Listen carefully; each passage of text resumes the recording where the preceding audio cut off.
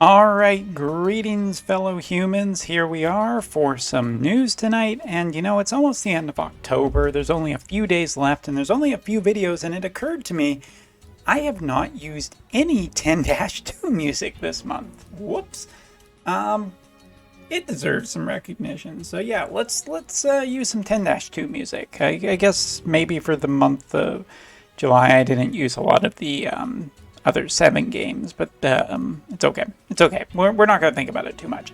So first of all, I'm not going to get thrown off by this. This just popped when I was starting to get ready to record this video, and it's just about the cafe. It's not about anything too terrible yet. However, if you look here, what's interesting is you can see secret. This is starting on the 13th, so right before the anniversary, but right after, or definitely after the November 6th live stream. So there is something here that's going to be on the decorations for this that either has to do with Wotv characters or the Wotv collaboration that's coming up for the 2nd anniversary. So there's a little bit of a hint that whatever this is, it's definitely promo worthy, and that's pretty cool.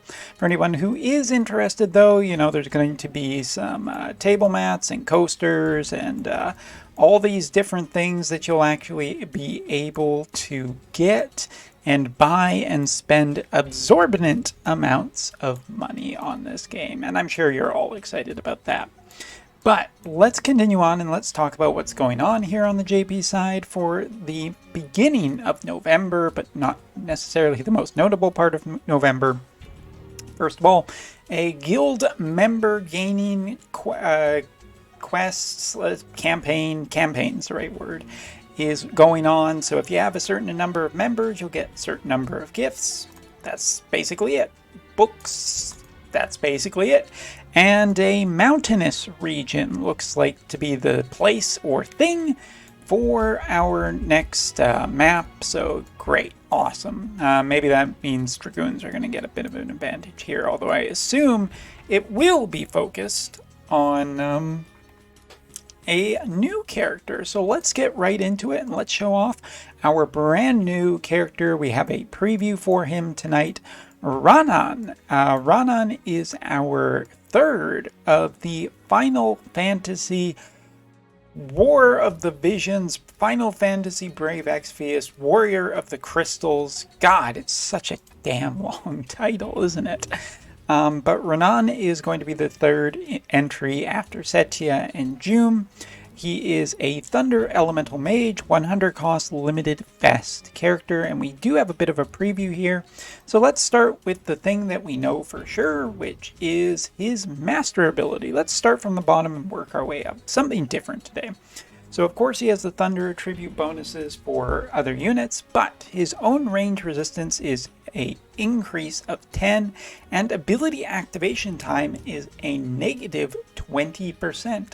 Now this is probably going to be a notable thing for his sub-jobs, and that's kind of a question I have now for this unit. Just how much is ability activation time going to be a problem for him? And there isn't really any indication that it's going to be super problematic, but yeah.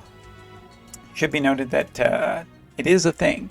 Now, getting into his kit, starting at the bottom, of course he's going to have a brand new main job, like all of the other units, which is basically, or all of the other Warrior of Crystals, which is Warrior of the Crystal of that element. So here for Thunder and Lightning, very, very frightening. We're looking at a massive AoE, Diamond AoE with a bit of range on it. And what's interesting here is that, first of all, it looks to be a pretty big damaging ability. It looks like it's going to have a lot of, it has a lot of range. It's dealing large amounts of damage. And interestingly, it can also cause confusion for anything that gets hit. And when I say anything, I literally mean anything. Like what I found interesting earlier was I used the my translation app just to make sure that I was getting the kind of thing that it seemingly was telling me. And I'm going to actually just do it right now so I can read it for you. But it's magical dependent damage large to targets within range, a confusion effect that makes it inoperable for 3 turns, regardless of enemy or ally. So, just in case you were curious about that this ability is not friendly fire and could confuse your own guys. And it's going to be interesting to see the way that the AI treats this, whether it's whether there's a certain margin where it's just like, but our men are down there, fire it anyway. And the AI will just potentially confuse your own guys too. But I am very, very curious about how strong this ability is. I mean, it's already running a big mod on it, so yeah, this is looking good for Thunder Elemental Magic. And we're going to talk about Thunder Elemental Magic a little bit later, because I do want to summarize what I think about Ranan. I'm going to call him Ramen at least a few times.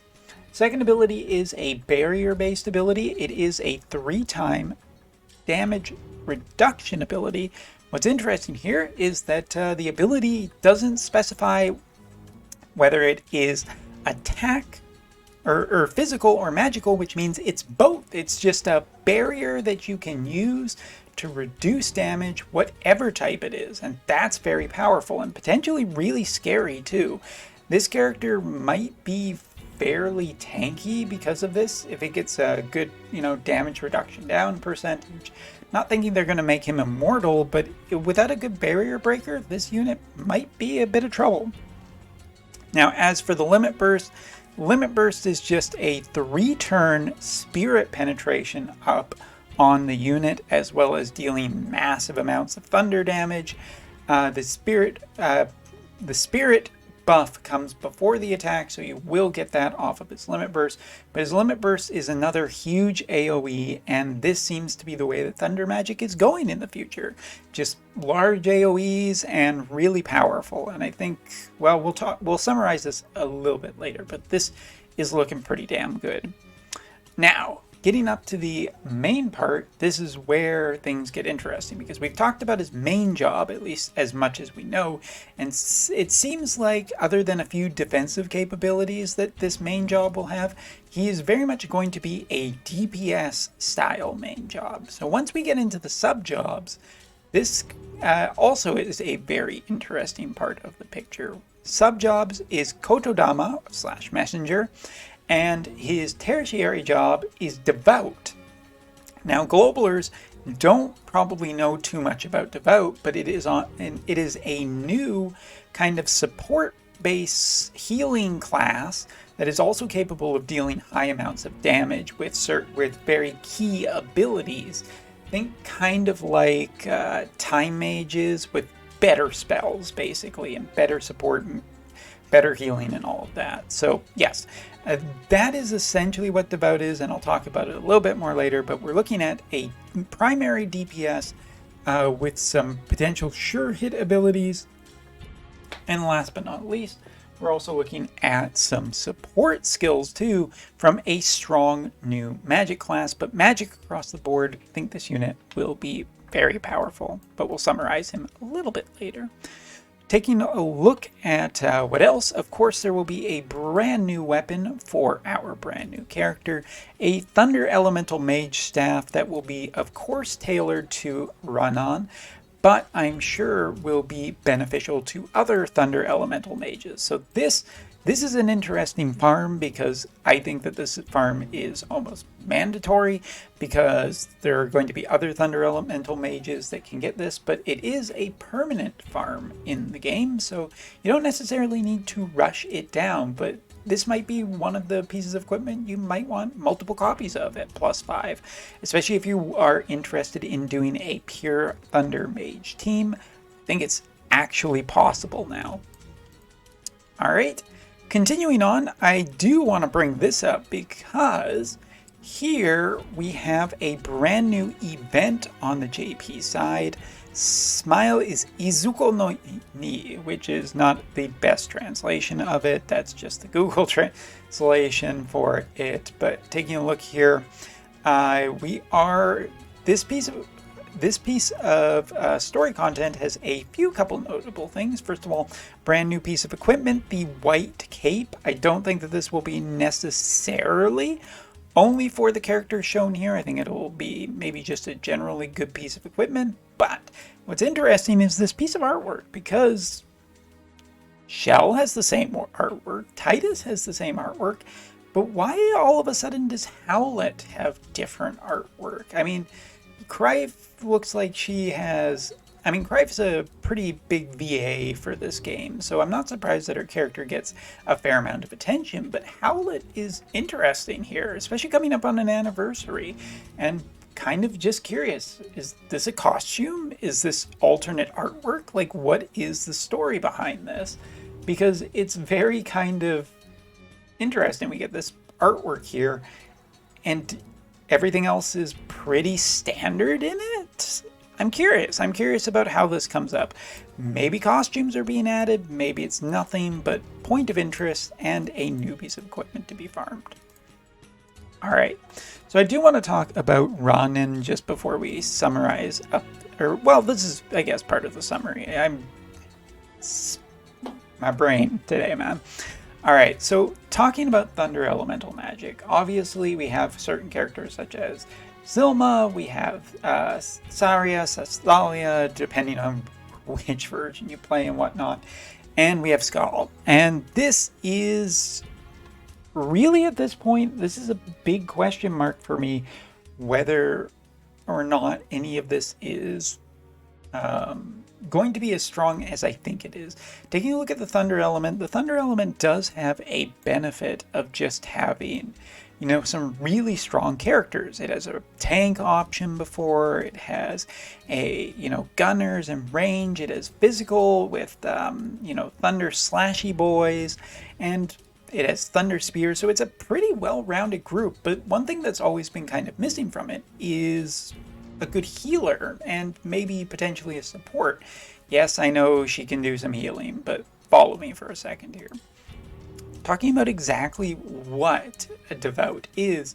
Devouts are pretty strong characters from my experiences, especially with Minwu, or well, I guess mainly with Minwu.